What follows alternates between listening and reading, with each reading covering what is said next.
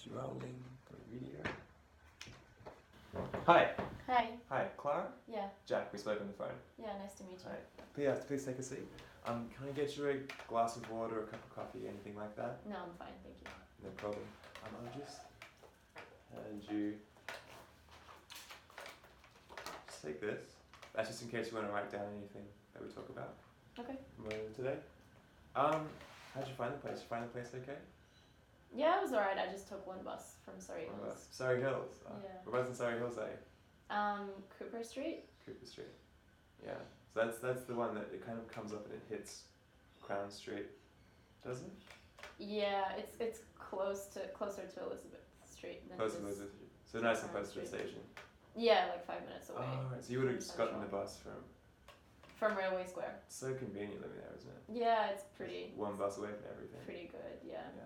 I find that when you live somewhere so convenient, I know I used to live there as well, you just never want to leave. Everything becomes so close that, because you're so close to all the restaurants and the bars and everything. Yeah, it's hard to imagine myself living anywhere else, really. Yeah, like out in the bushes in Leichhardt, right? Yeah, I don't think I would enjoy that.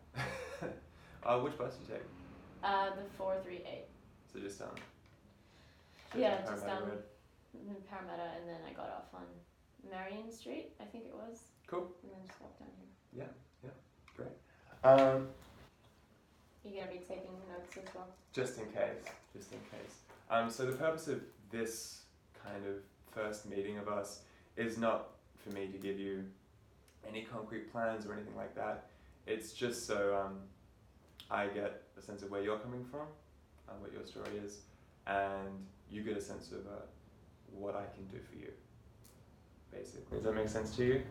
Yeah. So we're not going to leave here with any concrete plans, just going to I'm going to hear your story, I'm going to tell you a bit about what I can do, and yeah, it's important that you know about the confidentiality rules that I'm bound by. Do you know anything about the confidentiality rules that I'd be bound by in this setting? Not really. Okay, so everything you say to me in this office is completely confidential. So that it remains between you and I. So I can't tell my girlfriend, I can't tell my parents, I can't tell Gavin across the aisle. I can't tell anyone. It's between you and I. But that is subject to certain exceptions. So there are circumstances in which I would be able to tell people things, and I'll just tell you some of those. If I was compelled by a court, so if I was given a subpoena to give information on you, I would have to do that. If I suspected that the information that you gave me would lead to someone being put in danger of being hurt or killed, I would have to tell someone as a matter of public interest. Do you understand? Yeah. That kind of information. And of course, if you gave me your consent to tell other people, I could tell other people. And if the information that you give me becomes public, so if it goes on the front page of the news tomorrow, if it goes on, if it goes on the Channel 7 news, if it goes on the Sydney Morning Herald, I will assume that the information is no longer private. But most of these situations very rarely occur. Largely, what you say to me will remain within this office. Yeah, would you be likely to be subpoenaed, is that what you said, for It depends on the drug charge? circumstances. Okay. For a drug charge, sorry? Yeah, that's why I'm coming. Highly unlikely. Okay. Highly unlikely. But yeah, I'll just first hear you.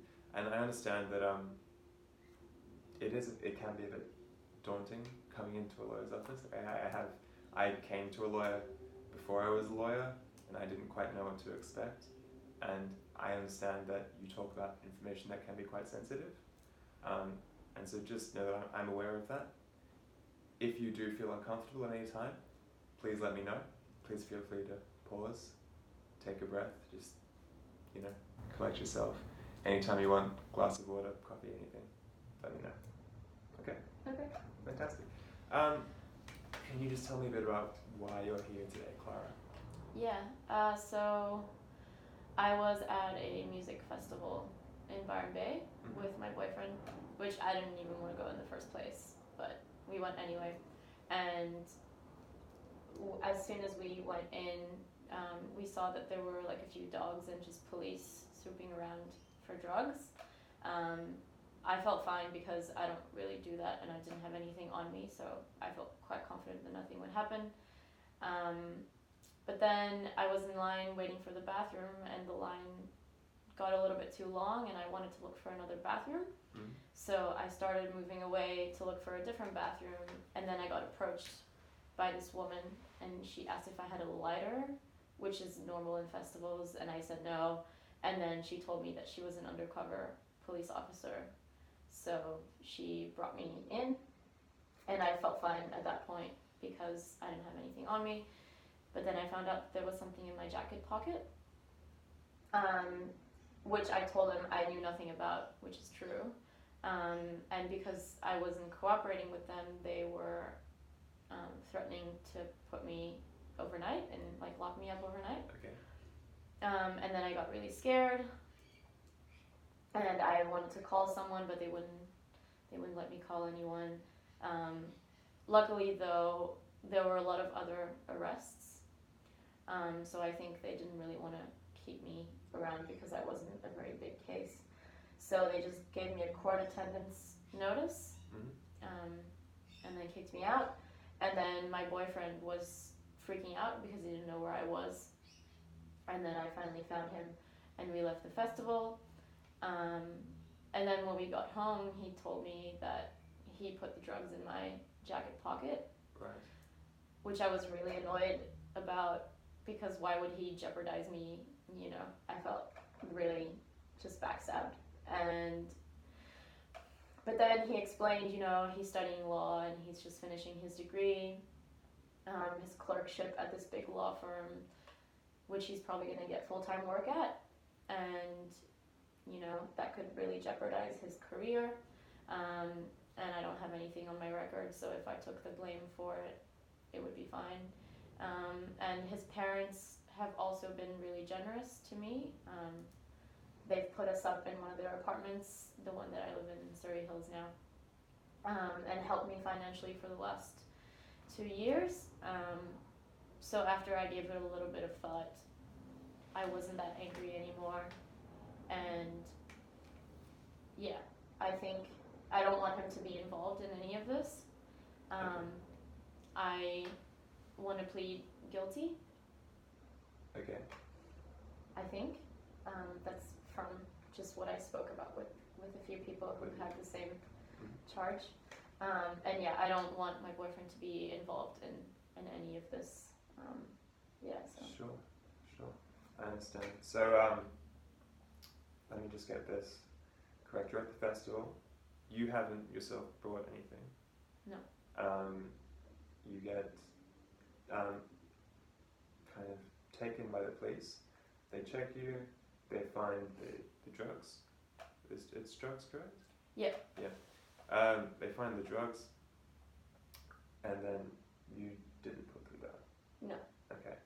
And you they let you go. They give you a notice to appear in court. Mhm.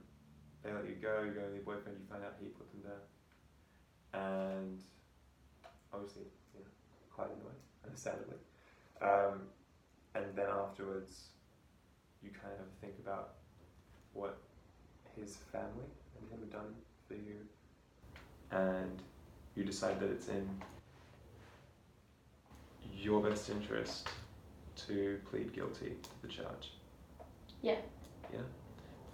Well, I guess the criminal charge would mean that he couldn't take up the job. So I don't really know what would happen if this was on my record, really, but at this point, I think it would be worse for him than it is for me. And you know, I love him a lot, and Sure. we've been together a long time. So I think I can do this for him. You think it's a sacrifice worth making for someone you love? Yeah. I understand that. Would you mind just telling me a bit more about You said that his parents have been very helpful to you. Mm-hmm. Do you mind just telling me a bit more about your relationship with him and his parents? 'Cause it sounds like you've got quite a good relationship with his parents then. Yeah, we see them, like every 2 weeks. We go out for dinner Yeah. on the weekend. And, we get along. We get along fine. Yeah. Yeah, they pay for everything, pretty much. So Yeah. that's always a good thing, right? Yeah. I wish. But they have been financially supporting you. Yeah. And so you are, would you say you're largely dependent on them? Yeah. See, the thing I'm, again, let me know if you're ever uncomfortable talking about any of this. The thing that concerns me a little is that you're making this choice not in your best interest, perhaps, but in their best interest. And they've done a lot for you, I understand that. They've been very helpful for you. We all would love to have people like that in our lives that took care of us like that. But what I'm concerned about is that this will have a permanent consequence for you if you do choose to plead guilty. And a guilty plea to a drug charge, it probably isn't going to be a huge charge, but it will stay on your record. And it will have permanent consequences for you. And it just sounds a little to me like your guilty plea is an instruction of theirs. Do you understand what I'm saying? Because you're dependent and because you feel like you can't go against them. Do you feel like that at all? Do you feel like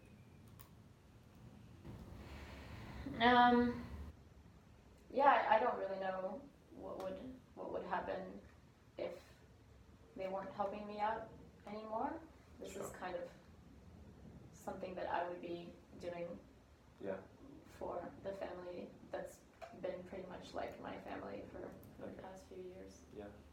So the guilty plea on your behalf, was that initially your idea or your boyfriend's idea or your boyfriend's parents' idea? I think it was a mutual understanding between me and my boyfriend. Okay. Do you remember who suggested it? Him, probably? He suggested. Okay. And you don't feel like this is you being at all taken advantage of, or? No. No? So you're adamant that you do want to make the guilty plea? Yeah. Okay. Yeah, I've made that decision. Yeah, absolutely. And that's been 13 minutes. What? It goes so fast.